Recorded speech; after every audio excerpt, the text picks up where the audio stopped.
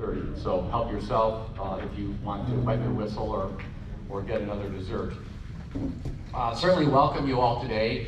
We have a good turnout. There's 90 folks that registered for this program, and we're very appreciative of that. And we're looking forward to Dr. Bendapudi when she arrives. She's supposed to be coming here pretty soon. But until then, we want to have just a few things for the business.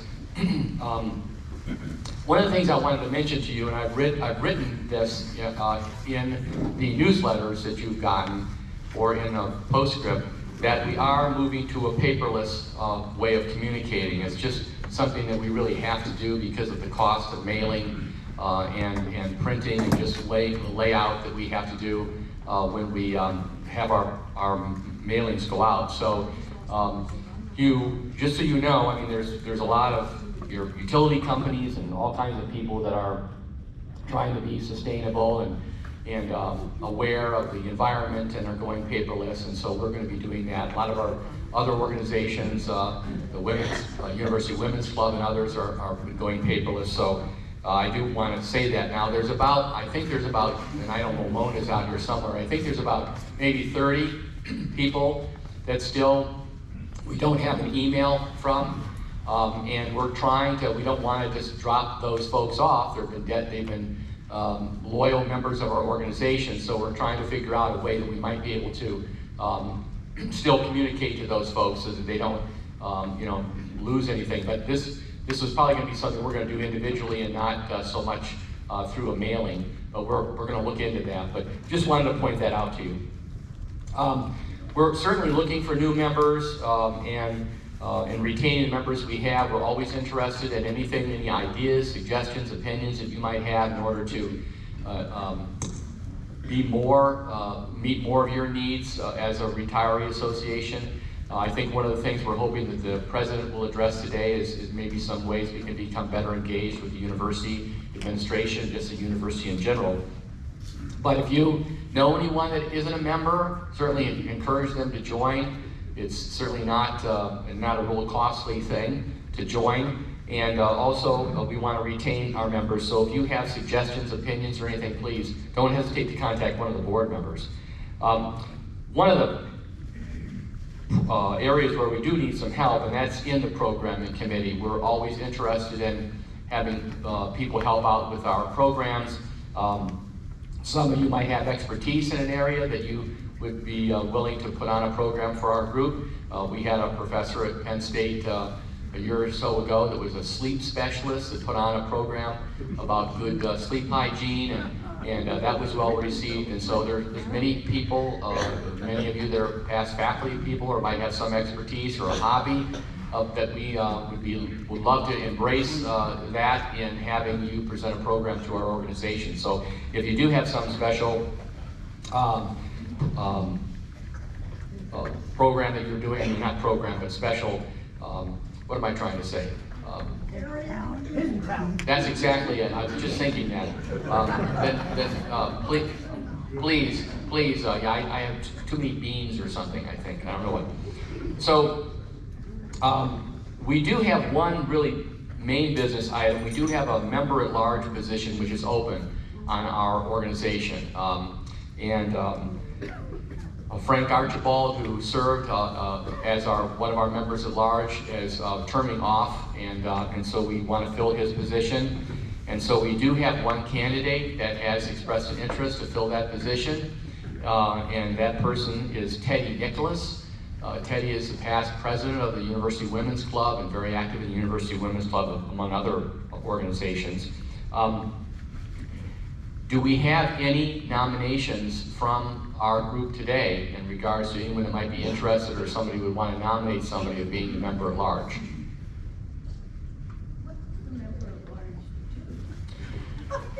The member at large is an individual who helps with some program activity and helps with other areas within our organization, kind of as a standby, but more importantly is another voice during our board meetings to be able to represent the members in general in regards to any kind of issues that we're talking about, whether that be talking about dues or programming coming up or any kind of our Constitution, those kinds of things. It's not There's two members at large.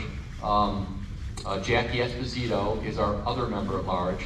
And as I say, they have several different projects. If we have a project or something that we want to do, or information we want researched or whatever, the members at large might work on that. We have a new program which we invested in order for us to better communicate with you in a paperless way. A lot of the other organizations at the university are going that route, and this program is called Member Toolkit. Is that the name of it, I think, Mona? Yeah. Toolkit. And it's a program essentially that helps us organize our members, helps us organize, we're going to hopefully be able to do billing without you having to send in a check if you prefer. And it is going to provide a lot of different avenues for us to better communicate. It's going to help with our website, getting that more user-friendly. And so that was something that Frank actually worked with Brian, our communications person, and a few others, where that was another kind of thing where we said, could you get together with a group of our officers and work with. So that's kind of what the member at large does. Yeah. Yes, Mary Lou. I strongly recommend Teddy. She's a dynamic person and delightful and exceptionally accomplished. I would agree. Teddy's a neighbor, so yes, I would agree. Lives across the street. Now you know why we got her to. So if seeing none and hearing none nominations for that position, then what I would like to do is to get a show of hands of those who would vote in the affirmative that Teddy Nicholas be added to our board as our member at large. Okay. Any opposed? Glenn, why do you oppose, Glenn? No, I'm just kidding, Glenn.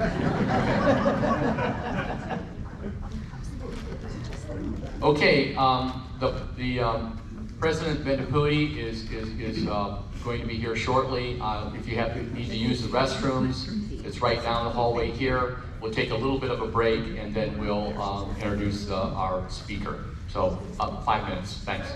Presentation here. Our speaker has arrived. Everyone can take their seats. And again, if you want a beverage, help yourself.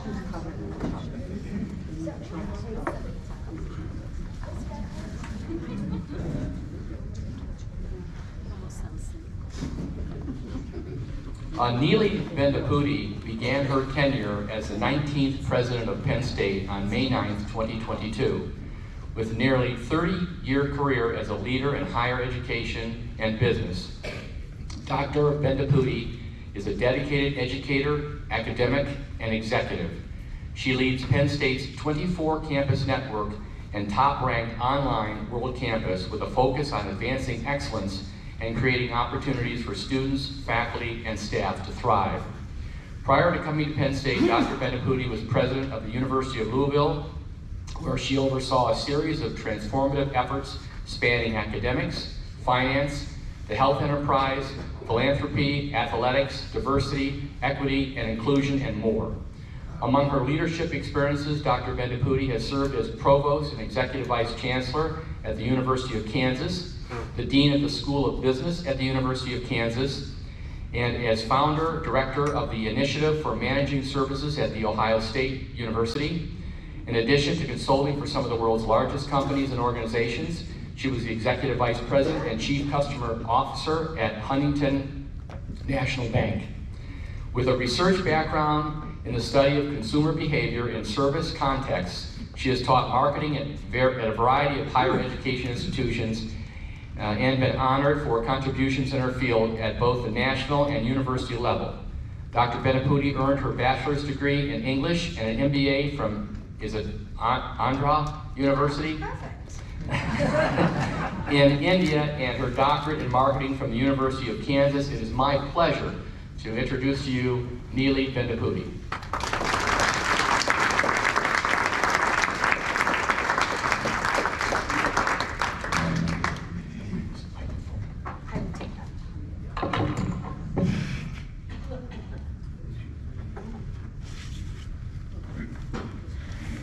Good afternoon, everyone.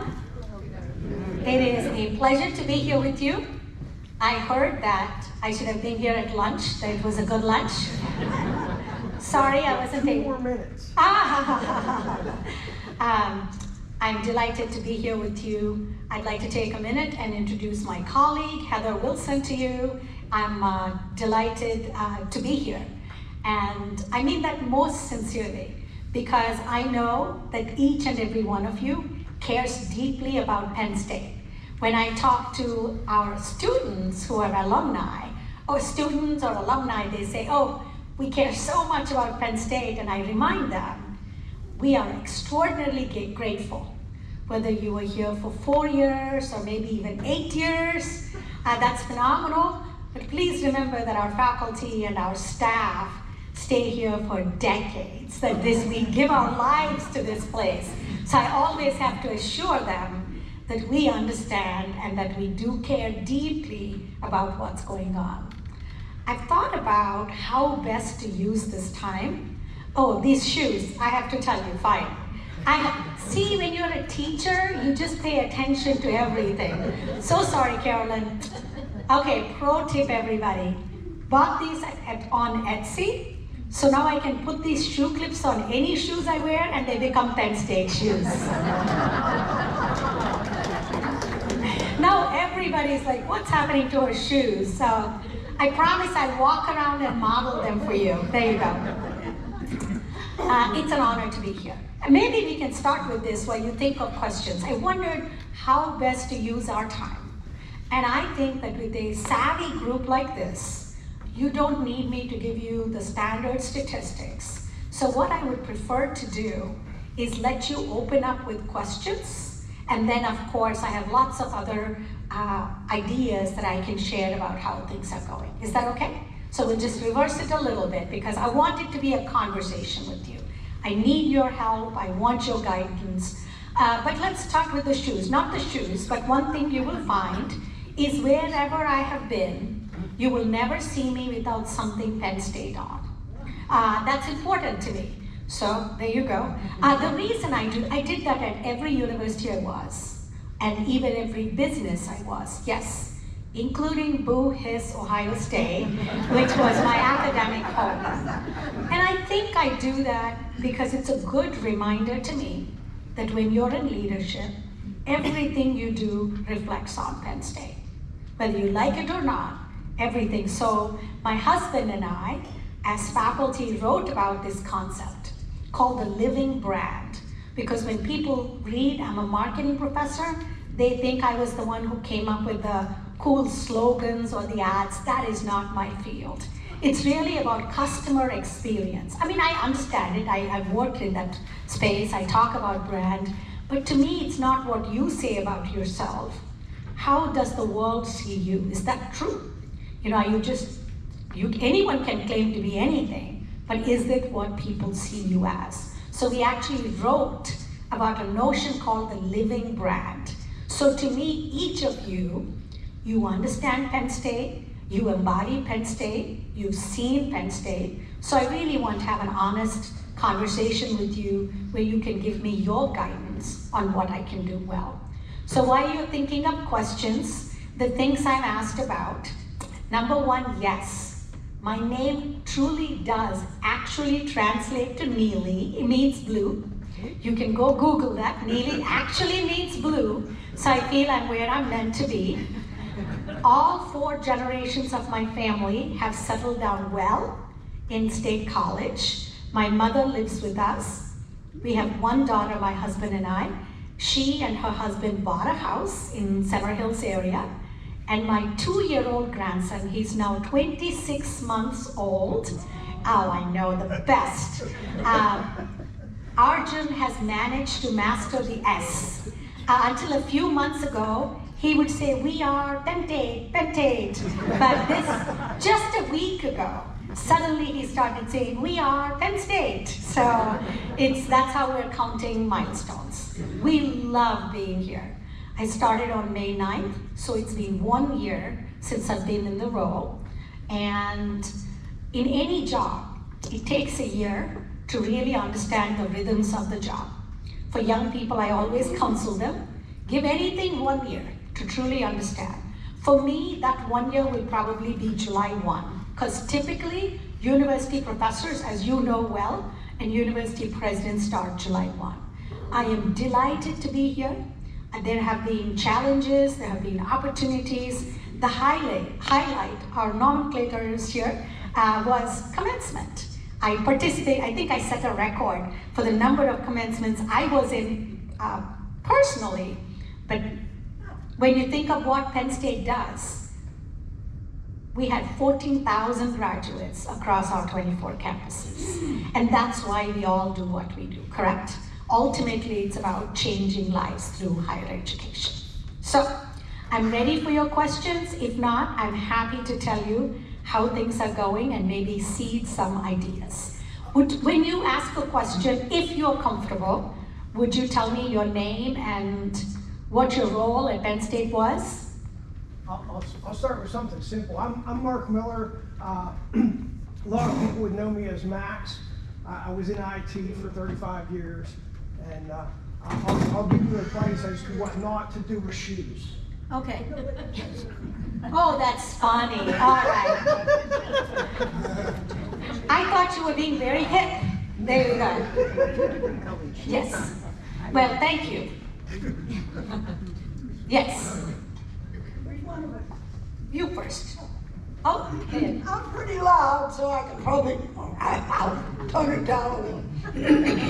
My name is Martha Hummel, and I was that dreaded, feared critter, that thesis editor in the grad school. But I wanted to say how happy I am to see a woman at the head of Penn State, and a very accomplished, intelligent woman at that.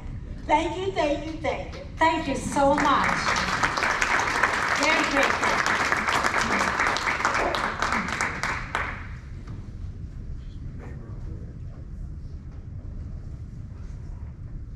My name is Ellen Jarrett. My husband has 3 degrees from Penn State and taught for 40 years at the university, and we had 3 children who graduated from Penn State. What is one of the hardest things that you had to do in this past year? There were several challenges whenever you take on a big job like this. Many of you know this maybe, but just a quick reminder, there's no other institution like Penn State in the country. Now, this is not how great we are, right? Like everybody claims that. We have the best university, and how do you argue that? It could be your taste. That's not what I'm talking about. The complexity of Penn State is unique. Because we have these 24 campuses, the reality is that 96% of Pennsylvanians are within 30 miles of one of our locations. They could legitimately stay home, keep costs down, and get a Penn State degree. There's no other institution like that. There are places that have a few campuses, and there are systems like in New York and California, etc. But it's a very complex organization. We are currently about an $8.5 billion enterprise, so there are bound to be big challenges. Probably the hardest thing for me was recognizing that we had a big budget shortfall, that it was structural, that it meant it would happen every year, and then having the conversations around how are we going to right this ship? What are we going to do for the long-term stability, viability of a very important land grant institution? So that was difficult only because I did not know about that as much, and others did not. Maybe even more importantly, that many people did not know that. So that was one of the big challenges. Since I brought that up, I thought I would use these to talk about issues. Does that make sense? So let me provide a little more context before we come to you. I feel very good about our glide path. You know, what is our path forward? As you heard, I was executive vice president of a $55 billion asset bank, and now they're a top 15 US bank. When I was there, it was a top 25. So at least the good news, I'm not the financial genius by any means, but at least simple numbers will not confound me, and I can work my way through what we need to do. So we have a plan. We put in a budget model because Penn State did not have a budget model. And so anytime that you create something, as a budget model is simply how you balance your checkbook every month. You have a certain amount of money, and you say at the beginning of the month, this for my housing, this for food, this for entertainment, this for whatever. That's simply all I mean by budget model. We didn't have any good idea of why engineering would get this and education would get this. And they couldn't find any rationale for why we have the budgets we do. So one of the things to do, which was hard but necessary. But hey, listen, we are picked to do the tough jobs, right? You said yes. So I'm like, I'm ready for this. The first thing is to face it.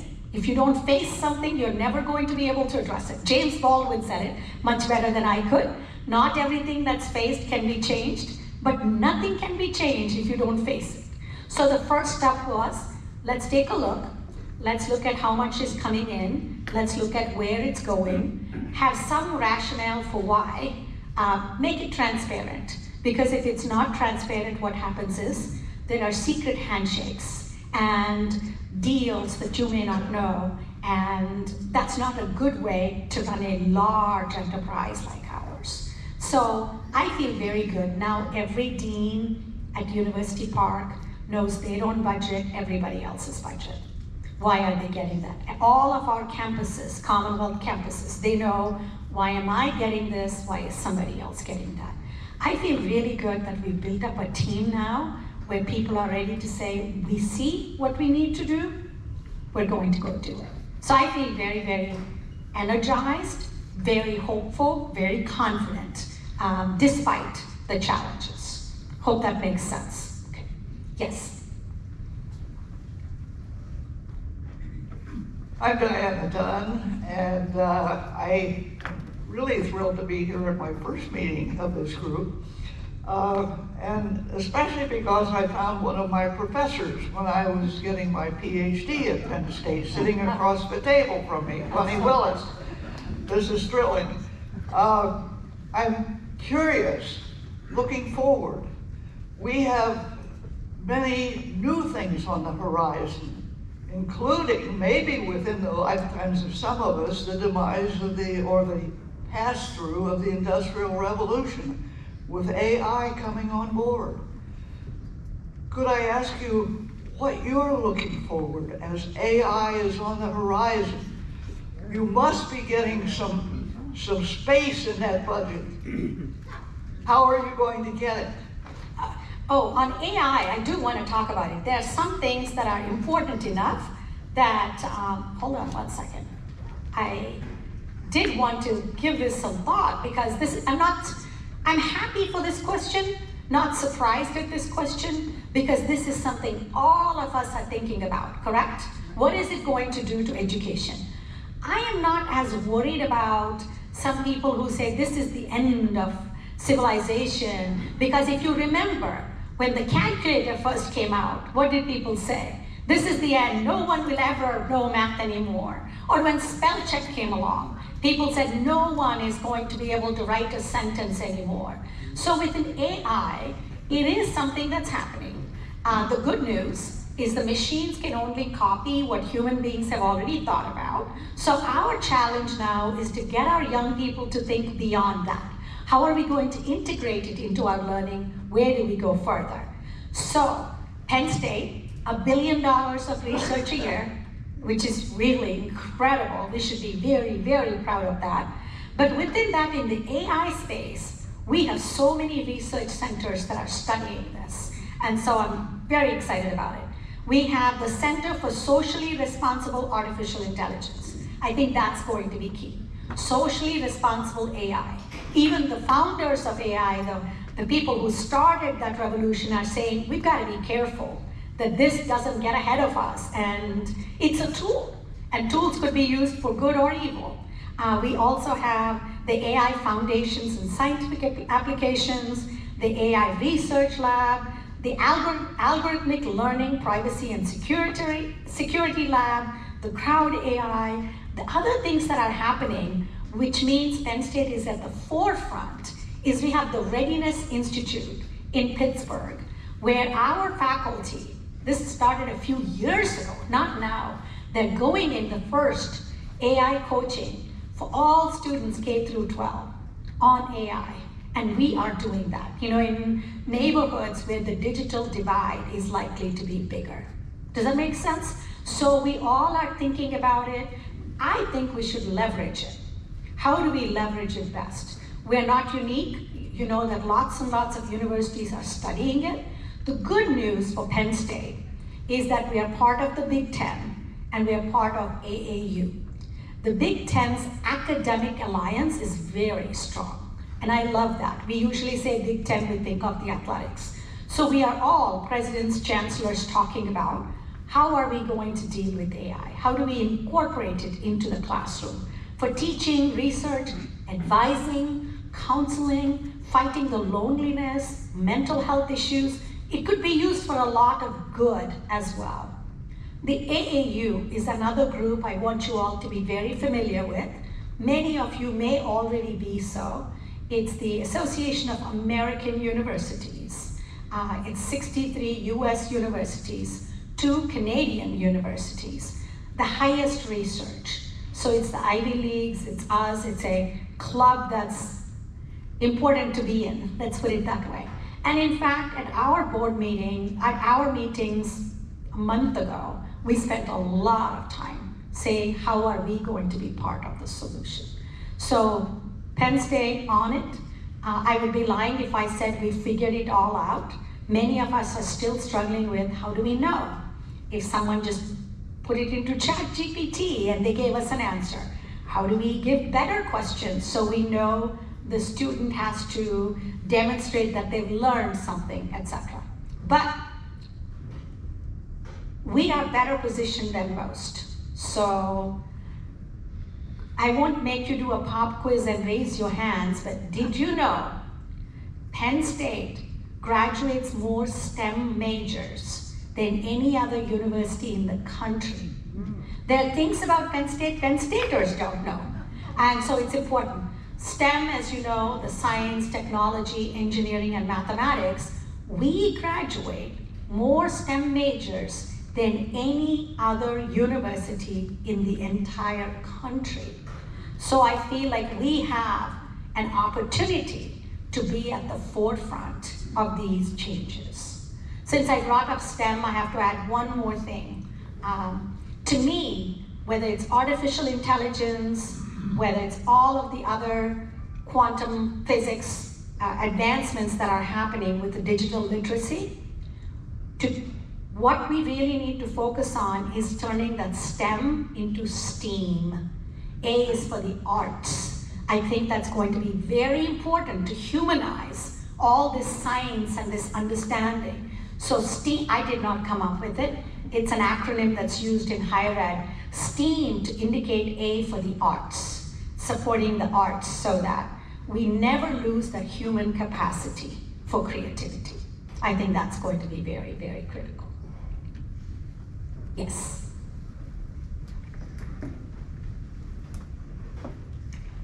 Alan Cameron. In a former life, I was in entomology, forest pest management for a little over 30 years.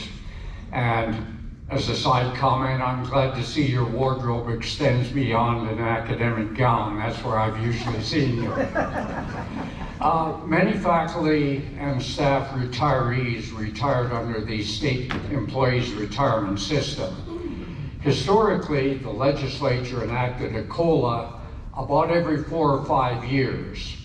The last one they enacted was in 2002, 2003. Since that time, the cost of living has increased by over 50%, which means our $2,003 is worth less than 50 cents. In addition, July 1, those who retired before July 1 of 2001 did not benefit by an increase of 25% in the retirement multiplier on July 1 for retirees that far forward, or going forth from there. So those of us that retired before July 1, 2001 are really behind the 8 ball. And my question is, will you work with the legislative leadership as you work with them for your operating budget for the university to also care for retirees at the same level that would be very beneficial to those of us who are on the SERS system? Thanks for your anticipated comments. Thank you. Wow, that's, see, every day I learn something. So, definitely, it's something I need to talk to my government relations team about and see what we do. If we can move the needle on it, we'll definitely try. Having said that, you already actually previewed what my #1 focus is right now. So I will tell you that in candor is how funding to Penn State. So can we talk about that for a minute? I'm trying to get it some visibility. Many of you may know this, but it's my opportunity with colleagues, respected colleagues, to be able to share a challenge.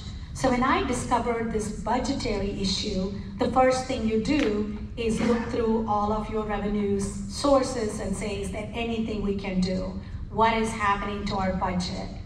One thing that I discovered is that Penn State's allocation from the state was set in the 1960s, and they never looked at it again. So we and Pitt and Temple were all given state allocation.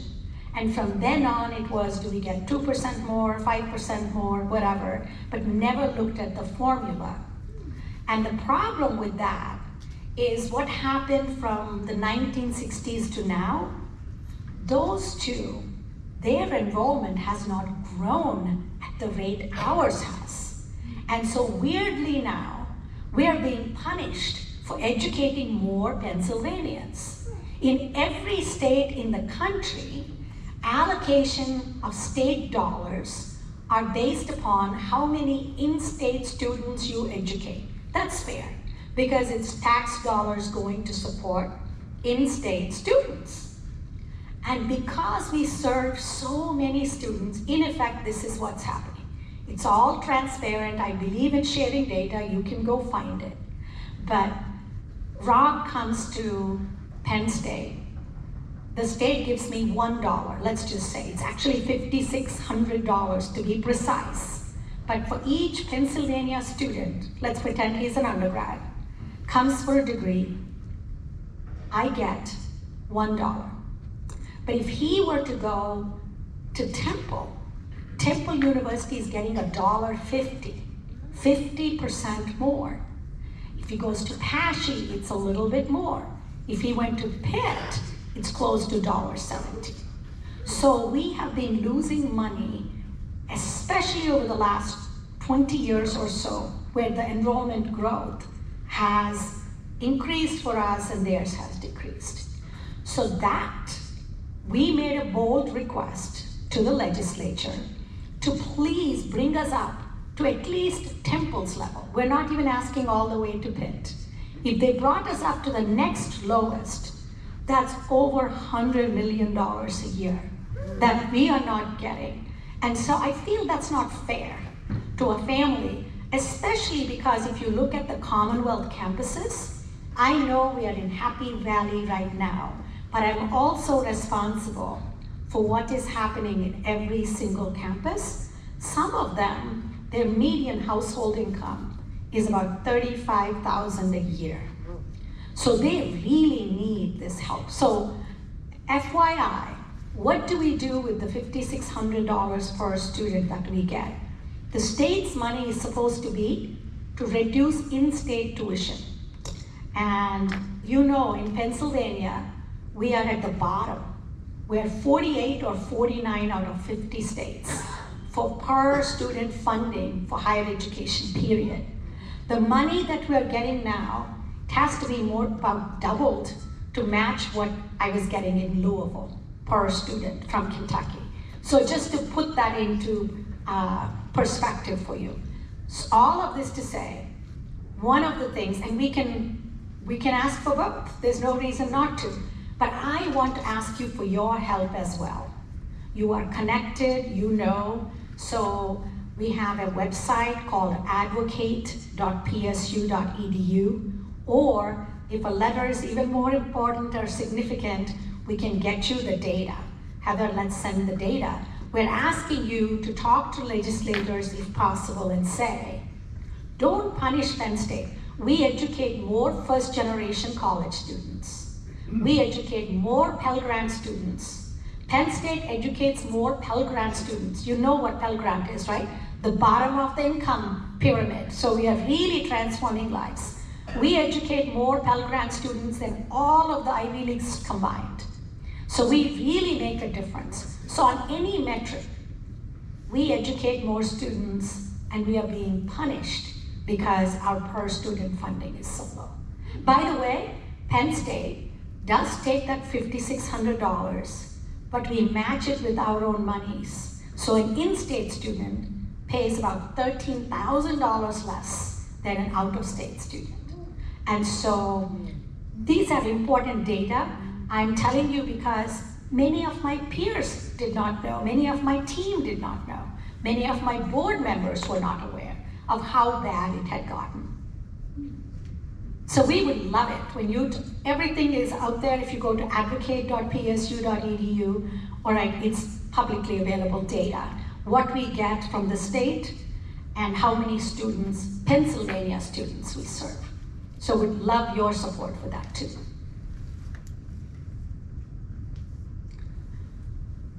What else is on your mind? Yes, sir. Hi, I'm Don Koss. I'm Don Koss. I was on the faculty in Earth Mineral Science, which is being cut. Not really, but we'll talk more. Go ahead. One of the factors that affects how the university performs is not only quality of students, but quality of students. One of the factors in making a decision of which college to go to is college rankings. You can argue about the validity of them. You're right. But one of the issues that I've been aware of is slowly creeping downward in some of the national ranking of Penn State. And I'd like to hear your comments about that and what you plan to do. Absolutely. I'm more than happy to answer both of those. And it's the reality of rankings is that we don't want it to be wag the dog. We're not going to do something for rankings if it's not good for us. But it's also true that students look at our rankings. Alumni look at rankings. International students look at rankings. So we cannot say they don't matter at all. There are a couple of things that happened at Penn State where I'm hoping we will see a change, see them go back up. Because part of it is, again, I like to look at the data, right? In God we trust, everybody else bring data. So I will show you, there's so many things that happen. I literally pulled up and looked at the rankings, what's happening line by line, and look at what on earth is happening. Part of it is self-inflicted wounds. There's about 7% of the rankings, which is how much of your class is in the top 15%. We were not reporting that data. We do very, very well, so we were getting a 0 for it. There are other things I could talk to you about where I believe I said, first let's fix those. Let's fix those. Or in reporting our salaries, we were reporting tenure and non-tenure track faculty salaries together, which others do not. So there are some things that we need to look at. The other part of it, truthfully, is there's a part of rankings which have to do with perceptions. This is why we all don't like the overall rankings. The discipline rankings are less likely to be swayed by it. The truth is that they used to send us a booklet. I kid you not.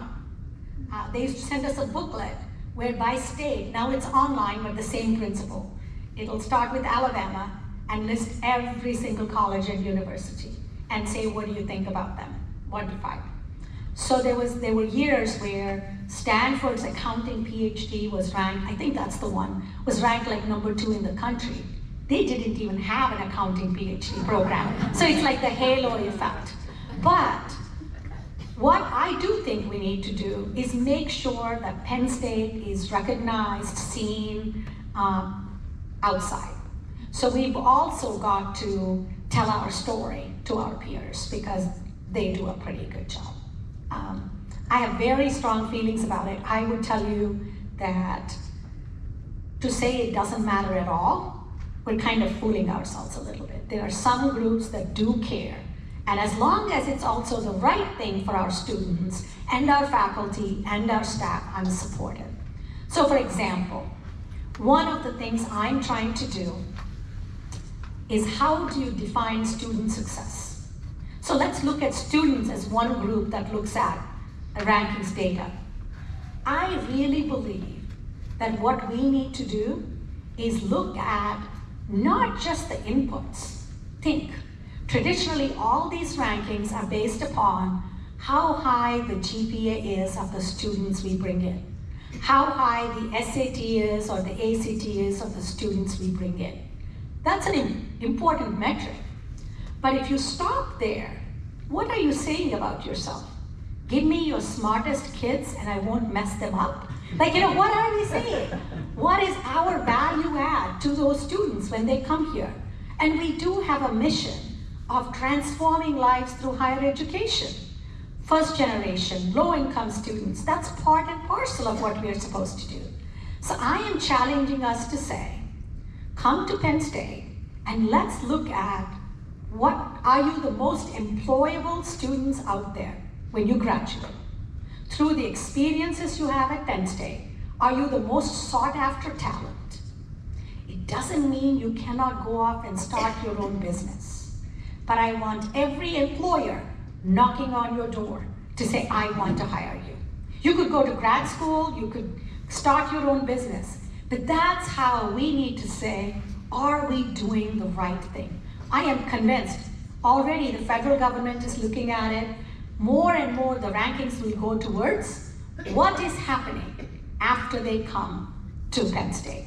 All of you, if you're honest, which you are, think about young people in your own life. Child, grandchild, friends, kids, whomever it might be, young people in your own life. What we want for them is after a college degree, as a parent told me, it's fine whether they get an MBA, an MSc, a BSc, a PhD. The 3 letters you want to see are J-O-B, right? You do want, it's expensive. College education is expensive. You want to see them gainfully employed. It's not the salary, it's in the area they're interested in. You want to create a path. FYI on that metric, we need to repeat it. We never did. We do very well. There was a corporate recruiter survey from a few years ago that showed corporate recruiters, we tied for number 5 in the country with MIT for students who will succeed when you hire them. So to me, when we talk about rankings and ratings and so on, I don't want us to forget things that are meaningful. Let me tell you why I'm concerned about this. Have you all heard about the demographic cliff? It's a fascinating thing. There are a couple of websites you might enjoy checking out. I will send it to you. If you say population pyramid and look at the population trends for countries, it's very fascinating. Like what's happening in the future, how the birth rates of different countries. It's very fascinating. But for higher education, we have known this. We've known this for 15 years. Starting in 2025, for a good 10 years, the traditional college-going student population, it's not going to be a gentle slide, it's going to drop off. So about 15 years ago, there was a big drop in the birth rates in this country. So the traditional college-going student, that population is shrinking overall in the United States, particularly in the Northeast, particularly in Pennsylvania. So we better be planning. At Kansas, I started a Project 2025 10 years ago to say, because you could see, they're not going to magically appear, 18-year-olds. So we need to be paying attention to the rankings also. A long way of saying, we don't have the advantage of saying, that doesn't matter. we're Penn State, because we too will need to be paying attention to this. Did that make sense? Okay.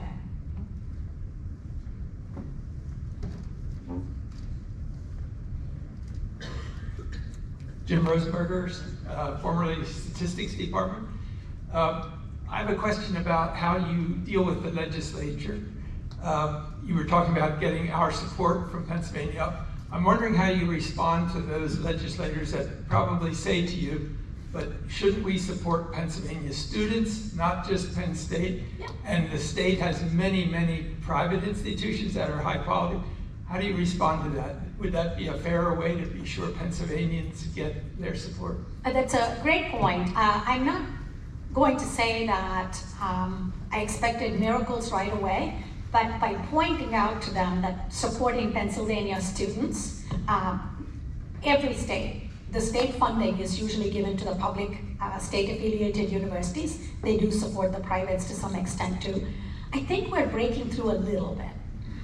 From the time I testified to the House to the Senate, I was able to say there's no rhyme or reason. That's the problem.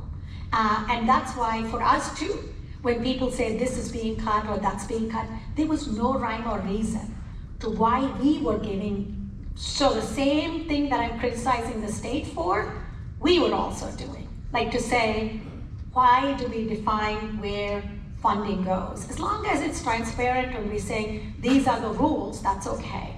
So I think we're making a little bit of progress, because in my testimony to the Senate, another university president said, you know, we have a new president who's asking us questions about why dollars are allocated this way.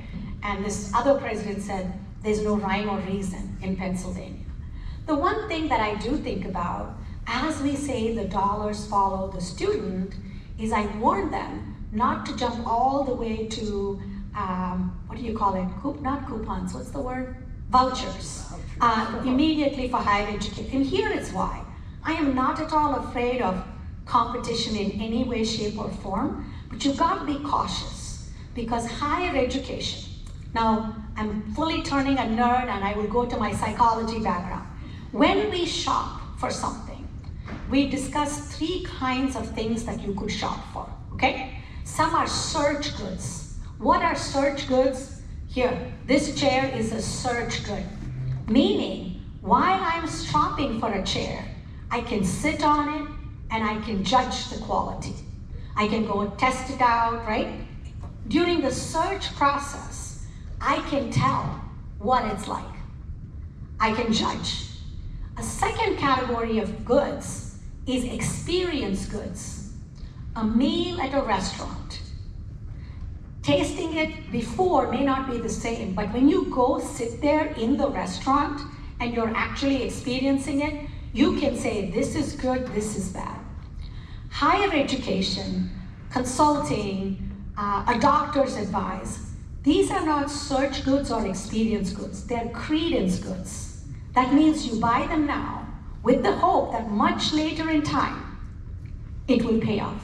Does that make sense? So vouchers are really hard for credence goods. And in education, a young person, especially my heart, my soft spot, is first generation low income students. Because they don't have the financial capital, they don't have the social capital. For them to judge that just a degree is not a degree, that whether you have a strong alumni network, whether you have career services, whether you have advising, whether the degree means something, they won't have people to explain to them. So I am trying to tie, good question, trying to tie it back to the number of Pennsylvania students we're educating. And we're also trying to tie it back to how many of them stay.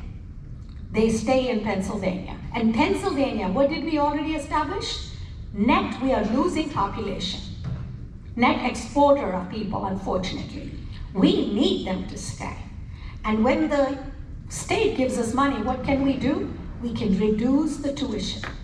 Tuition is already very, very high. Does that make sense? Okay. Man, I must miss being in the classroom. I'm just lecturing away. I didn't need to. You must promise that you will ask me, and if something is going too long, just do this, all right? Because I'm truly here to make it useful to you. I'm so grateful to you for your time. So it's truly to get your advice on how to address these issues. Yes. Hi, I'm Deborah Gregory. I retired from the College of Agriculture Science, cooperative extension educator. I wondered to see how you would react to cooperative extension. Well, at least 10% of the attendees today are College of Ag. Yay. So I wanted to point that out. But I had a question, and it goes kind of with your consumer points. What is happening with the Nittany Line In? And then what is your take on the town and gown interaction with all the new high rises? I was on campus the other week and realized how often I do not go to campus anymore. And I think that might be of interest to everyone. Number one, the agricultural piece was a very big attraction to me in coming here. As you may know or may not know, this is not I love me. Penn State kept recruiting me. I said no to other Big Ten schools and other schools. For me, it's a mission. It's a sense of purpose, why you do something. Truthfully, that was a big part of what attracted me, the grounding of what Penn State is. So I'm a big believer in extension. Talk to any of your current colleagues. They'll tell you that I had the entire board get a presentation on what we are doing in agricultural extension. For those of you who may or may not know, part of our land grant mission, we're in all 67 counties. I've been at Ag Progress Days, I've been at the farm show, and I don't know if they're pulling my leg, but they told me they couldn't remember another president getting a standing ovation from Penn State, so that's felt really good. I really do believe in it. It's very, very, very important. By the way, our extension, thank you to you. We are, I think, the only state where our 4-H numbers went up, because 4-H participation is critical for the future farmers. And how can I not care about that? It's the #1 industry for Pennsylvania. We have to support it. So again, you can verify, right? You can verify all of this, that this is for real. The other thing that I like to remember our purpose. So let's see. Will you ask me about purpose in a minute? Melanie? Okay, you're gonna ask me, talk about purpose, because I forget otherwise. So I do think that's very important. On my desk, I still always have a pin that says Think Ag, okay? Because that's part of our roots, that's important. Nittany Lion Inn, I'm delighted, should be open a year from now. And it'll be phenomenal, we're very excited. We did divest out of that because we do need to stick to our knitting, if you will. Like, you need to do things that you're really, really good at. My core for Penn State, not me, but for us, is research. That's very critical. We're always creating new knowledge. We're not just sharing what's already up there. That's a big part of who we are. It's the education mission. That's what we need to do. So very excited, because financially it didn't make sense for us. And especially given where we are, I need to go back to invest in what really matters. So the 5 goals I set, I'll quickly tell you this. A is student success. And we will measure student success by most sought after talent out there. People want our students, which means what happens in the classroom, what happens outside the classroom are also critical, why they should come here. Second, top 15 research institution, not just top 15 public. There's no reason we can't be a top 15. And we know there's a big opportunity in the life sciences. Stay tuned. Next week, we'll be announcing our College of Medicine Dean hire. So you'll see my commitment to research there in terms of who we are bringing in. The third area is the land grant mission. And that's back to this, land grant mission. What does it mean? How are we part and parcel of the economic development of Pennsylvania? The fourth is diversity, equity, inclusion, and belonging. This is a journey I've been on, people, from 1999. Not many people can tell you date and time. I can. That's when I found my courage. From then on, I've been a fierce advocate. So we've created a dashboard to say, we talk a good game. Why are there still gaps in graduation rates? Why do we still not have representation? So that's the fourth area. The fifth area, back to Nittany Lion Inn also, is operational and financial excellence. We've got to be excellent. We owe it to, it's public trust. Every dollar we're spending, we've already established, the state funding is minimal. So everything Penn State spends on is coming out of a student's tuition dollar. So that's the lens I want you to view it from. And so those are my big areas, the 5 areas we're focusing on. I am going to take a minute, because we're talking about construction and so on. It's very important for me that you know this. You will hear about Beaver Stadium, that some of the work that's being done there, or other athletics facilities. It's very important to me that you know, because people will trust you. They know you. You can verify this. Not $1 of tuition goes to building anything in athletics. Because a lot of faculty and staff don't know that. They say, why are you building that? You could be building a new chemistry lab or English lectures or whatever that might be. Not $1. And remember the money we get from the state that I told you about for education and general funds? Not $1 from that goes into athletics. So anything athletics in the entire country, there may be a handful of colleges and universities that can say this. At Penn State, athletics actually supports the academic mission, not the other way around. How so? Because we have 31 teams that we field. They get scholarships. And athletics has been a part of supporting other university initiatives as well. So it's important when you see this, because even legislators might say you're building that, and the truth is, it's all philanthropy, and it is their ticket sales that floats everything else. I do want you all to come to campus. It's important. We need you to come and see what's going on. Open to saying, are we publicizing the lectures that are going on? Palmer Museum, Spring 2024.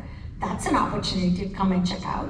The Arboretum, lectures on campus. There's no better conduit for town gown than you. You care about Penn State. You know Penn State. So I really hope we can figure out a way to get you all in there. Melanie, do you have a question for me? Could you please talk to us about the purpose? Ah, thank you.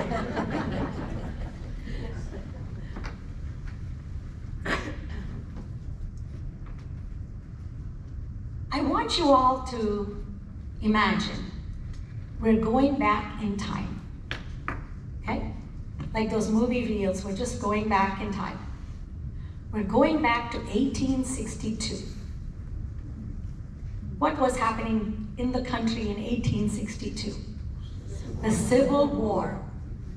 It's stunning to me that while the Civil War is raging, President Lincoln, I'm inspired because in Old Main, the frescoes, and when I walk into Old Main every day, you see the words of Abraham Lincoln, the Lincoln Moral Act. 1862, President Lincoln is clearly dealing with the problems of today, but he does not forget the promise of tomorrow, purpose. So what happens in 1862? 2 very important things happen for Pennsylvania and for Penn State. Number 1, he establishes, signs into law, the land-grant university. Now, I will be the first to admit these lands were not granted freely. Often they were grabbed from native tribes, as you know. But the idea of being given the lands, that's how we started. The second thing he does, he starts the People's Department, as he calls it, the Department of Agriculture. That's what started the extension and so on. But when you think about purpose, what was the purpose of the land-grant university? It was that education should not be just for the elites. Education needed to be accessible to the every man and every woman, every person, every human, was the idea. And so when I think about that, I do think people, organizations, businesses get into trouble when they lose their sense of purpose. who are we saying we are? Who are we meant to be? Are we doing the right thing for the right reasons? So, for the land-grant university, for me, the purpose is education. That's why I'm so worried about tuition getting so expensive that students cannot access that. The second one is research. It's part and parcel. Research is not this luxury because it's part and parcel of being competitive as a state, as a region. The third is the economic development. In Pennsylvania, there's only one land-grant university, that's us. So what I tell people that means, Anne may or may not have gone to Penn State. I may not be able to claim her as an alumna. But if you live in Pennsylvania, if you work in Pennsylvania, you play in Pennsylvania, you have a claim on me. Wherever you went to school, we're the only university that people can say, you are my land-grant university. That's why we are the only university that's in every single county in Pennsylvania. We have that noble obligation of doing right. So that's purpose. So there are three words that I'm trying to keep in mind as I look out at the future. Purpose, steadfast. Everybody think about your core purpose. Who do you want to be? Who are you meant to be? Who do you say you are? Stay true to that. Especially here in this sanctified location, I'm sure that it resonates for all of you. Whatever your purpose is, stay true to that. The second word, though, is agility. I don't want to insult anybody or hurt anybody's feelings. I've worked with very large, complex organizations.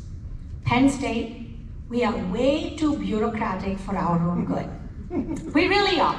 We are very, very, very bureaucratic. Yeah, you can applaud, that's fine. It's true. We've got to have some agility. We've got to have agility. We've got to change. So strong roots. But when things are changing, we've got to say, how can we be competitive? To me, if you have a strong sense of purpose and you combine it with agility, then you can both create opportunity and leverage opportunity when it comes up.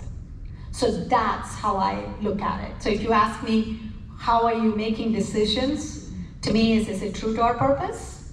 Are we being agile, or are we trying to do, let's experiment. It's okay.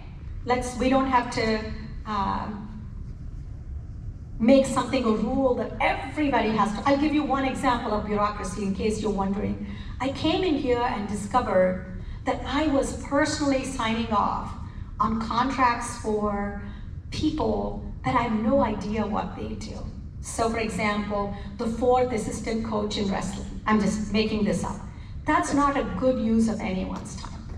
Because if I should hold the AD responsible, I should hold the coach responsible. Are you with me? Or like, my gosh, my poor faculty and staff, they tell me about how many hoops they have to run through when no one else in the Big Ten is doing that, or no one else is. Does that make sense? So we need to get out of our own way. But we are creating opportunities. I'm really excited. So much good news. I hope that you're watching this. I'd like to maybe conclude by telling you a little bit. Just over the last year, we had a faculty member win the Genius Award, as it's called, the MacArthur Fellow. 3 faculty were named as Fellows of the National Academy of Inventors. 5 faculty elected as Fellows of the American Association for the Advancement of Science. We have a Guggenheim Fellow, we have a Sloan Research Fellow. We created 3 new Atherton professorships for emeriti. Allen Pugh professors, you don't want to lose the knowledge that they can contribute. And we've had 3 people elected to the American Academy of Arts and Sciences. I talked a lot about Pennsylvania because we need legislators to really listen and pay attention. But as you know, our impact is worldwide. I'm so proud. We were #1 for Fulbright fellowships for our professors. So that means they're changing the world, addressing huge global issues. Though I want to end though with staff. On every university campus, we talk about students and faculty, And often we forget the critical role of staff. So the metaphor I use is that they are the connective tissue. The organs might get a lot of attention, but without that connective tissue, we would be nowhere. So I want to tell you that I'm making a special effort every time I hold a leadership meeting, including in the budget model. Just like we have the faculty senate chair involved, I've really tried to keep the University Staff Advisory Council chair involved as well. So as you, as retirees, come back, please come and see what's happening at Penn State. It would be a pleasure and honor to have you there. And when you say thank you, you all remember this. I'd really appreciate it if you would say thank you to a current staff member. You know, we're all doing a whole lot, but I feel very, very, very confident, and I'm all about accountability. So hopefully in a year, we'll have a chance to do this again, and I'll be able to share with you some of the progress that we have made. I think we're about time. Maybe one very last question? I'll ask it. Please. The Penn State Retirees Association went through a strategic planning a couple of years ago, and one of the things we were trying to figure out is how can we be better engaged with the university? How can this group be better connected to you as the president, to your staff, whoever? Could you comment on what might be some opportunities for us to become better engaged with the university administration as an association? It'd be wonderful. One of the things I promised to do, because I don't know if I have ideas off the top of my head, you may all have some, I'm open to that, but I will commit to taking this to my President's Council. Let me pose it to them too, because I will do that. And maybe we'll come back to you with some ideas. To me, we always talk about time, talent, and treasure in any group that we talk about.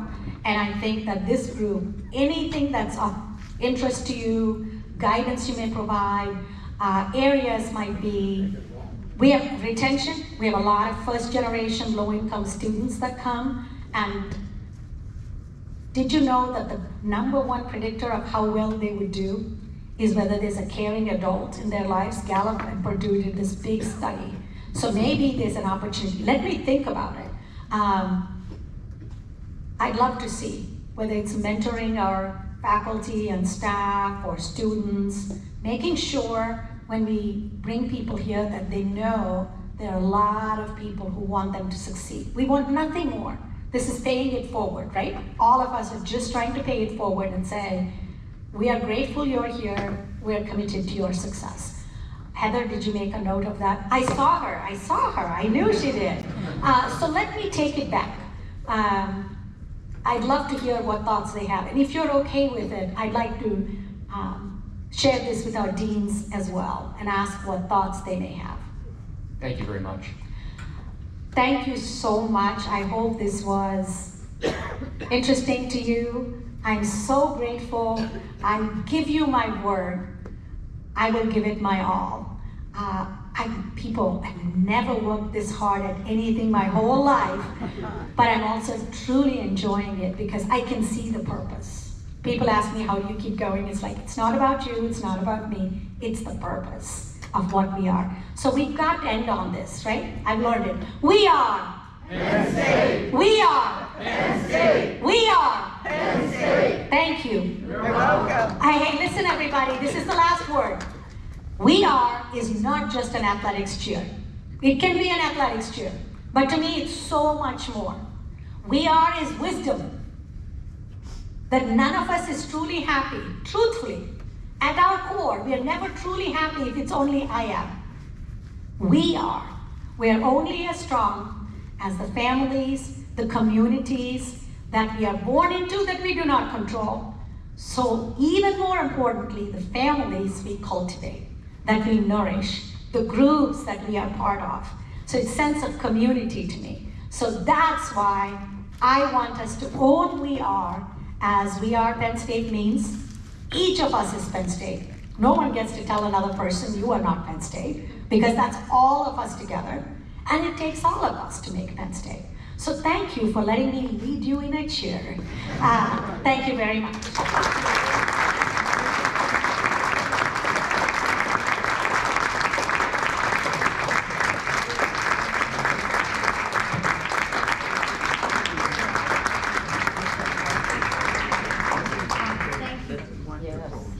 Thank you, Dr. Bendapudi. It's Neeli. It's been so nice personally to kind of see the person our new president is, not just the person standing up there, but kind of getting a look at the whole person. So thank you again, and I'd like to give you another big hand.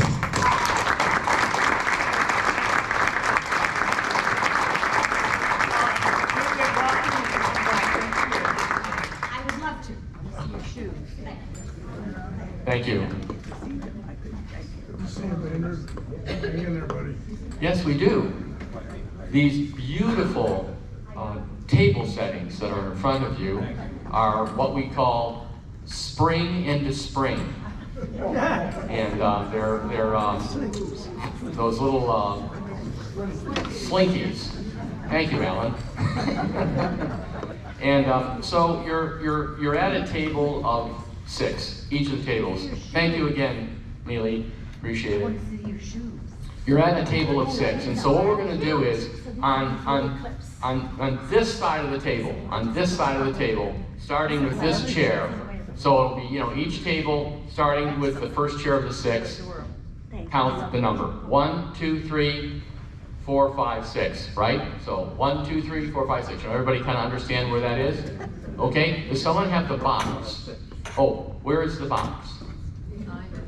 Oh, it's behind the wood curtain.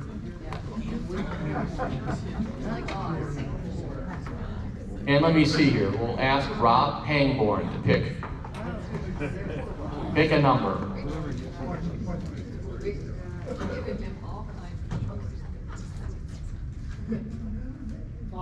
Number 5. So the person who's the number 5th person at the table gets the wonderful spring into spring table setting. Thank you so much, everyone, for coming today. We hope you enjoyed the program. Everybody have a great day. Enjoy the weather. Stay safe.